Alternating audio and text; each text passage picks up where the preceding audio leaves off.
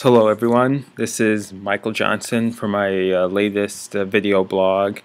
It is May 12th, 2012, and I'm talking about the recent announcement by President Obama that he supports gay marriage and the reaction of the black church to this announcement.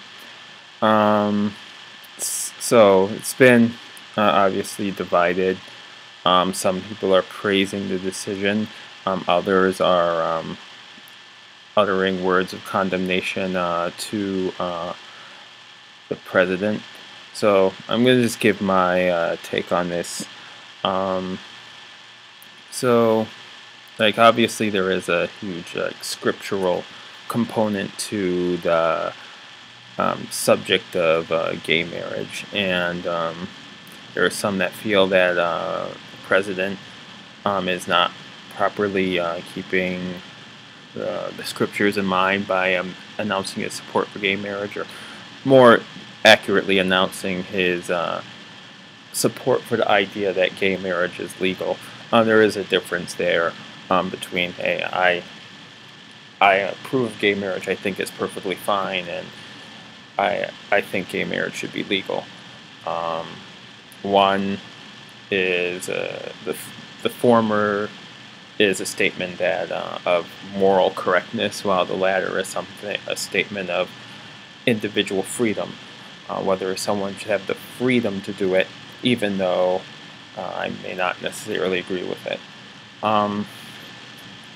So my take on some elements of the black church's reaction to it, saying that this is something that would cause them to pretty much not vote for Obama upcoming. I just want to just point out some factors here. Like, one, regardless of spiritual persuasion, the president is the president of the entire country, not just of Christians. This is a pretty diverse country of different religions, different faiths, different backgrounds, etc. Now, someone may argue in response, well, if you're a Christian, you're supposed to follow God first, and you have to stand up for what the Word says, regardless of who else may not agree with it. However, regardless of whether there are other faiths and religions in the country or not, you have to govern based on spiritual precepts, and to a point that's correct. Like, a leader has to, like, how they conduct themselves on a day-to-day basis has to reflect, like, hey, how is a Christian supposed to conduct himself on a day-to-day basis? It's even more doubly true that they need to conduct themselves in that way when they're in a political office. In some cases, their policy decisions do have to reflect what is the Word of God says. On the other hand, there's like nothing in the Word of God that pretty much says, okay, these things which are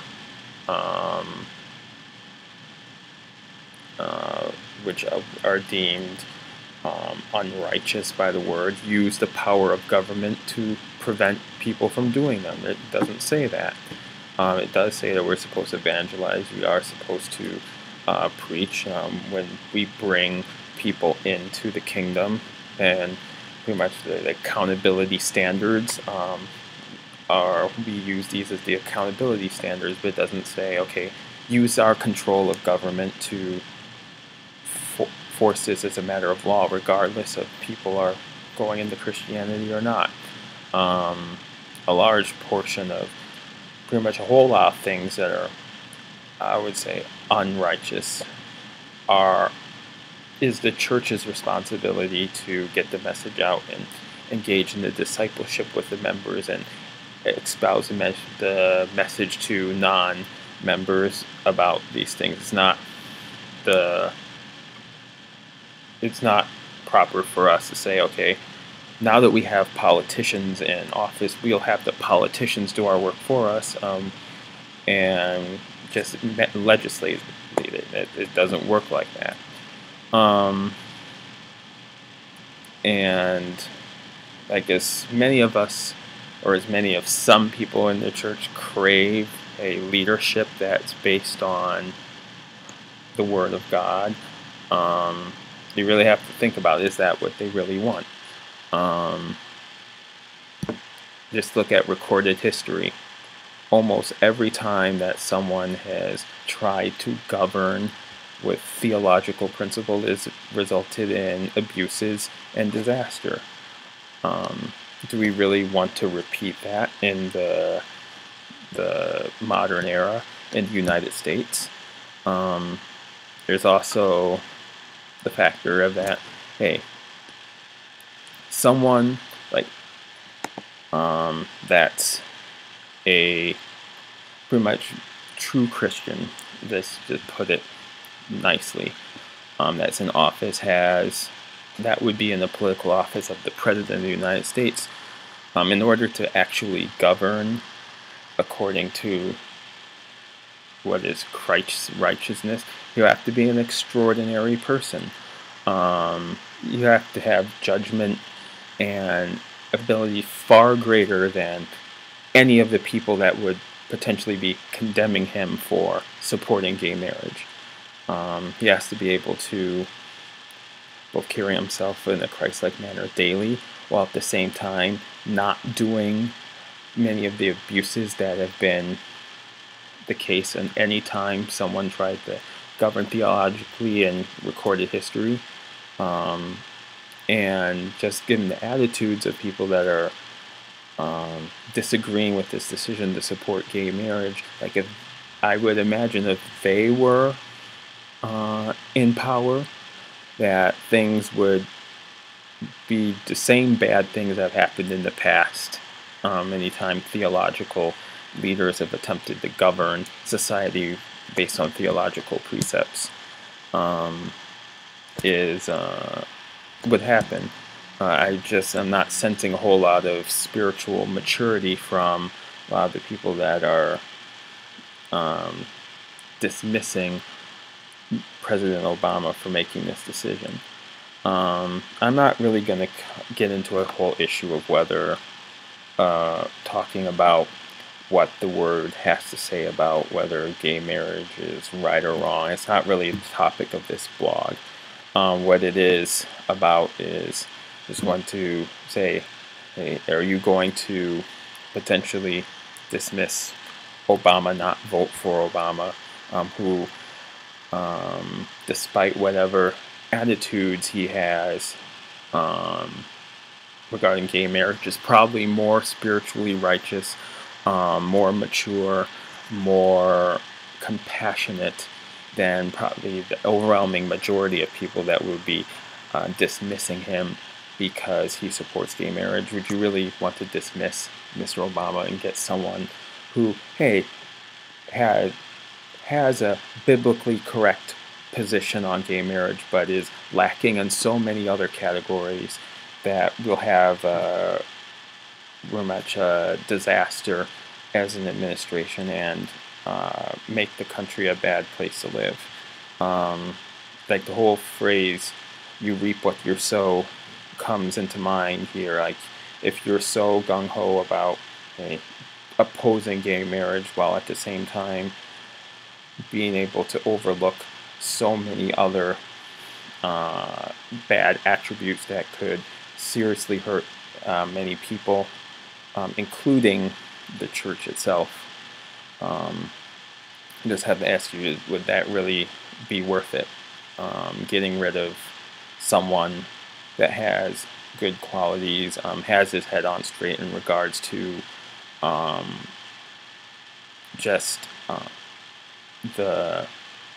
how we as a society have to conduct ourselves as far as making sure that the less fortunate are taken care of, that we don't just dismiss them in favor of the wealthy. Do we really want to take someone that him may not be the best as far as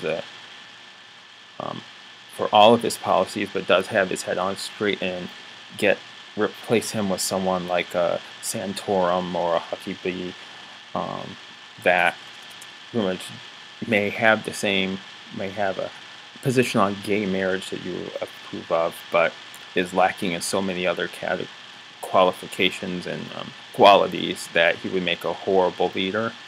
You just have to ask that question. And just go back to my original point, is that, hey, the president is the leader of a society of multi-faiths.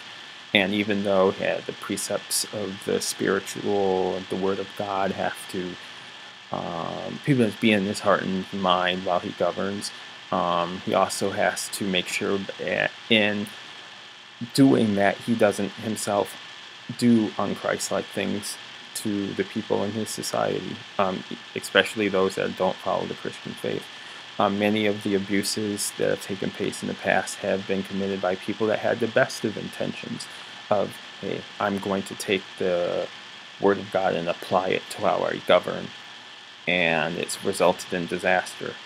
So for those of you who are saying that, we need our leaders to stand up against gay marriage and oppose its implementation into law, and govern with spiritual principles, you really have to take a look at the negative sides to doing that. And that's essentially my topic. That's a word of warning to those who would think, okay, now that Obama supports gay marriage, I am not going to vote for him anymore. Just have to think, is the alternative really better? Is your ideal of what a Christ-given leader of society really in line with how a Christian is supposed to govern? And you just have to ask yourselves that question. That concludes my blog today. And so then this is my second video blog that I'm posting onto MJ Space. As always, I am looking for feedback, conversation, and then also there's some suggestions as far as how I can upgrade the video quality and stage presence of the blog postings. I'm kind of recording this on my Mac's webcam right now, but I think if I need to invest in better equipment, I would appreciate some suggestions on how to do that. Suggestions on that, comments on the topic. This would be posted in addition to the written blog post on MJ Space. This video was recorded on May 12th, 2012. This is Michael Johnson, and I'm signing off.